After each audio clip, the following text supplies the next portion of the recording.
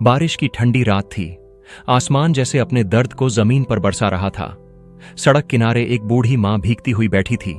उसके हाथ कांप रहे थे, आंखों में आंसू थे और होठों पर बस एक ही नाम, रवि, मेरा बेटा। यही रवि जिसे उसने अपनी जिंदगी की हर खुशी कुर्बान करके पाला था। जब रवि छोटा था तो बुखार में सारी रात मां उसके सिरहाने बैठी रहती, खुद भूखी रहकर उसे खाना खिलाती। लेकिन आज वही बेटा उसे घर से निकाल चुका था। कुछ दिन पहले रवि की शादी हुई थी। नई बहू को बूढ़ी मां का घर में रहना पसंद नहीं था। वो रोज रवि के कान भरती, तुम्हारी मां हमारे बीच बोझ है, हम अपनी जिंदगी नहीं जी पा रहे।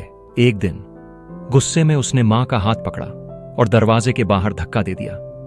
अब इस घर में तुम्हारे लिए कोई जगह नहीं। बारिश तेज हो गई। मां दरवाजे पर बैठी रही। उम्मीद थी कि बेटा पुकारेगा, मां वापस आ जाओ, लेकिन दरवाजा कभी नहीं खुला। 3 दिन बीत गए। मां भूखी ते प्यासे सड़क पर ही पड़ी रही। उसकी सांसें धीमी पड़ने लगीं।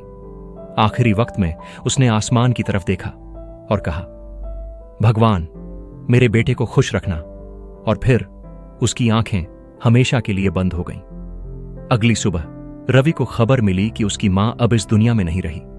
वो दौड़ता हुआ वहां पहुंचा। मां का ठंडा शरीर देखकर उसके पैरों तले जमीन खिसक गई।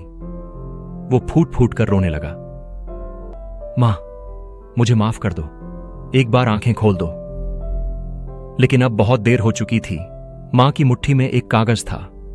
रवि ने कांपते हाथों से उसे खोला।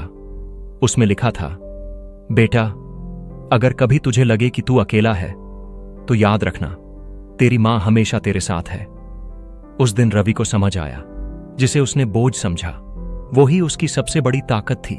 लेकिन कुछ रिश्ते तब समझ आते हैं जब वो हमेशा के लिए छूट जाते हैं।